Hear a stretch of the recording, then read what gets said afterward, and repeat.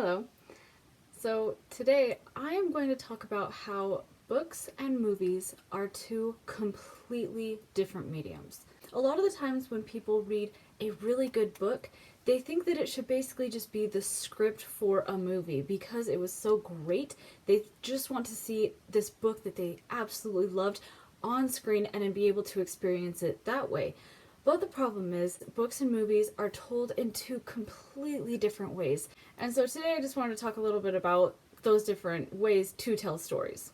Now, I am not a book author, I am not a screenwriter, but I have read a handful of books and seen a few movies, and over the years I have just made some observations and have made some opinions on the matter, and so I wanted to share those with you today.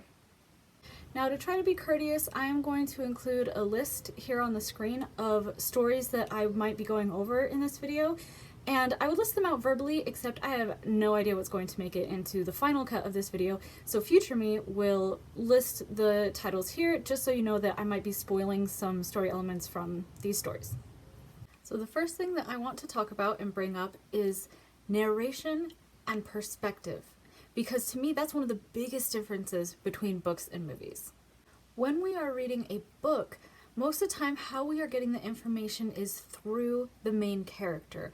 It is being narrated through them. We're seeing everything through their eyes, and that is how we are experiencing the world and learning what we need to learn, is through the perspective of one character. Whereas in a movie, we can actually follow multiple people in multiple groups. They can hop around from place to place and we can experience the world from different perspectives and different points of views. Whereas in a book, most of the time we are stuck with one character. Not always. There are books out there that are skip around and will show something from one person's perspective and then from another. That's not unheard of, but it is not as common. But when we are getting a story through someone's thoughts and in someone's mind, we are getting the story in such a different way because we are processing everything through their thoughts. And so we are able to put things together, connect dots, figure things out in the way that that character is thinking and processing them.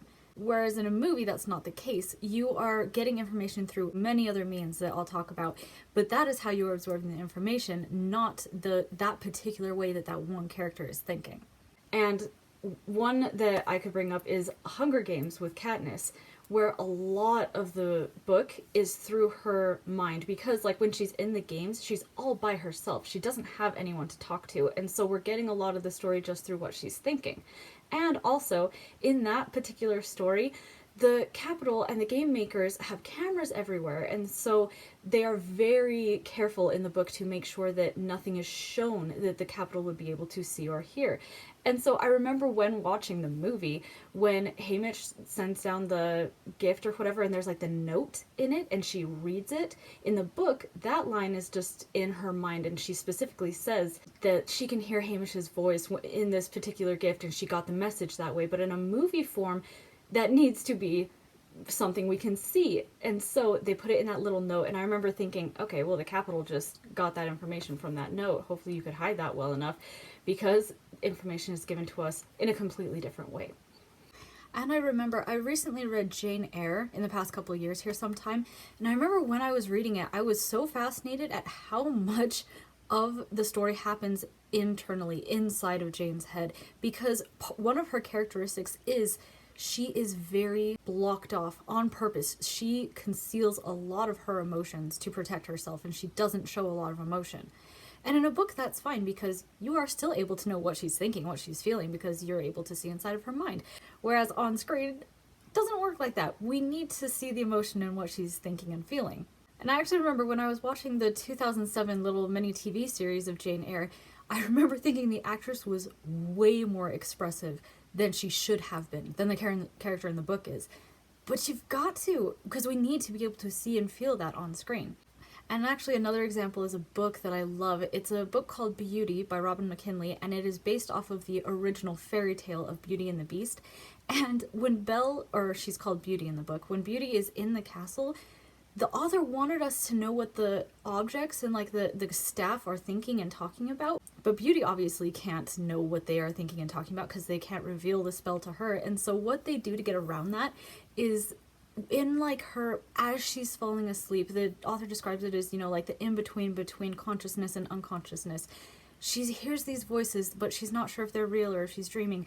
And that is when she gives us the information of what the staff are saying, so that we, the audience, are able to know what is going on in the castle without Beauty really understanding. There are just these little tricks that they have to try and work around in a book. In a movie, that wouldn't be a problem. Belle would just fall asleep, and then the staff could talk freely, and we would be able to hear them. Just very different. Now, as I said, when you're in a book, it's usually one perspective, and in movies, it can be multiple. Some great examples of that is like in the Giver movie. At the end, after he runs away, they are able to switch back to the perspective of the people back at the city. Because in the book, we just kind of have to guess and try and figure out by ourselves what happened.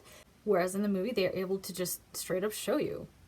They also do that in Pride and Prejudice, where in the books you're stuck with Lizzie and you see everything from her perspective, but when you adapt that onto screen, you're able to go and hang out with Darcy if you want to and be able to see things from the guy's perspective. It's really neat that you get to see it from multiple angles. And that was actually really cool to see in the Hunger Games movies, is they would go to Katniss in the games, but then they would switch out between her and what's going on at the Capitol with the game makers, and back in the districts, what's happening there, the uprisings that happen eventually. We're able to go to all of those places and see all of those things, whereas in the book, we're stuck with Katniss and find out about all those things later. So that is the first topic that I wanted to cover, is narration and perspective, just because I think it is one of the biggest differences between books and film. And that kind of plays into the next thing that I want to talk about, which is how we experience the world. Because in books, it is done through descriptions, which there's so much creativity that can go into describing something, and that is such a fun way to learn about a world and to experience it, is through the written word. But one of the downsides to that is sometimes that can take a lot of time to describe something, whereas in a movie and in visual form, you can get information very quickly just through seeing something.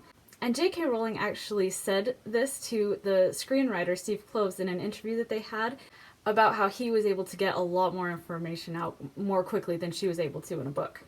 In the novel, that was a logistical problem. In the films, it was a bit of a gift, because you got to do these fabulous locations, and you could convey so much just visually. Just you, in 30 seconds of well-written script, you could say what it took me 3 pages to tell the reader. Do you know what I'm saying? Yeah. So it swings and roundabouts. And so with movies, we can get information just visually through what we can see with little to no dialogue. And a great example of this is go and pick almost any Pixar short, especially the ones with little to no dialogue. They are able to tell entire stories with no words. It's strictly what you are able to see and hear and feel. And you see that all the time in movies, where they're able to tell you a ton of story very quickly with what we are able to see. It's just a completely different way to absorb information. And while we're talking about how you absorb information, let's talk about something that movies and TV have that books simply don't, which is music and sound. And when I say sound, I mean everything. I do not feel like sound designers and foliage people and people like that get enough credit at all. So much of story is told through music and sound, and movies and things are dependent on that, whereas books aren't. Music plays such a key role in how we are supposed to feel. And one of my favorite examples, actually, of this isn't from a book or a movie. It's actually from a TV show, Avatar: The Last Airbender, but it illustrates my point perfectly. Where in the last Agni Kai in this series, without any cues from the music, just watching it, what we would expect it to be is epic. It's this big battle. We are expecting it to be really cool. But that's not the story that's being told. As soon as the music comes in, you realize this is sad.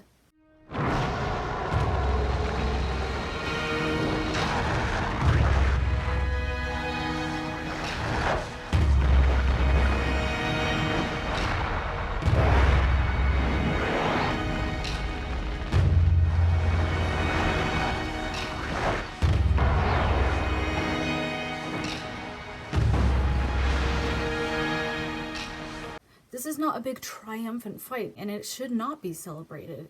And you get that through the music and the sound. because otherwise you would interpret it completely wrong and think that it's supposed to be a triumphant, noble thing when it's not. It is supposed to be a sad, tragic thing. Another fun thing, I can refer you to a special feature for Harry Potter and the Order of the Phoenix, where they do this little exercise with Umbridge. They show a scene of her like walking down the hall, one of her scenes in the movie, and they play the music that is in the final film, which is just some really irritating music.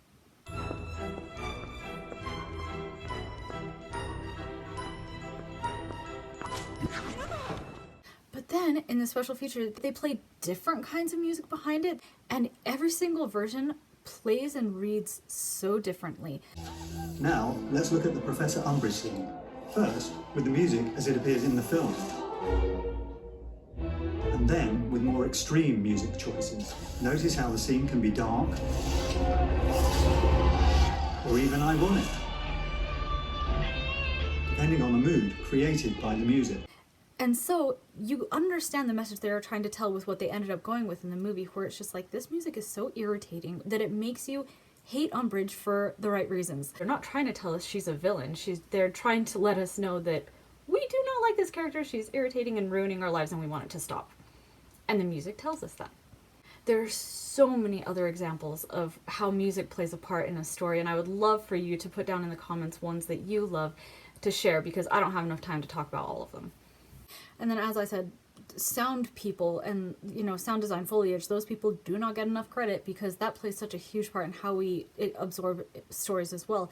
Like, one obvious example is like in the movie Soul. When Jo and 22 come out of the hospital, 22, who this is her first experience on Earth and she does not want to be here, going out into the open, and there is so much noise that they put into the movie to give you that overwhelming feeling of it being crowded, of it being chaotic and kind of scary.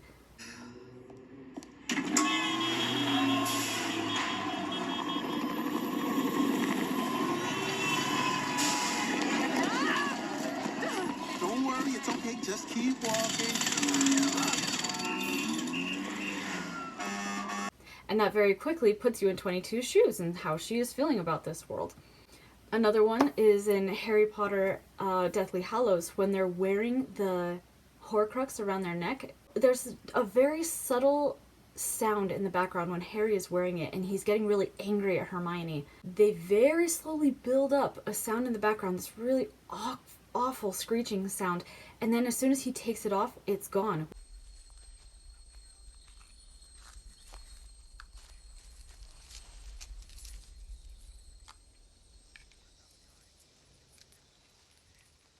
Better? Right. We didn't even realize it was there, but as soon as it's gone, we, the audience, feel that relief, and that is done through the sound. I love it. And seriously, I recommend going and watching like behind the scenes of people doing sound and stuff.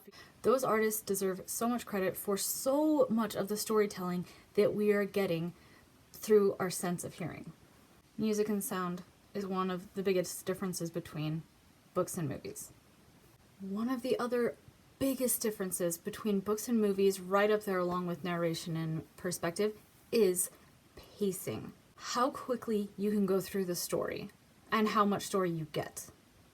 Books can be as long as you want or as short as you want. It doesn't matter. You picking up a book, accept the fact that this could be a few hours or a few weeks or a few months depending on what book you're picking up.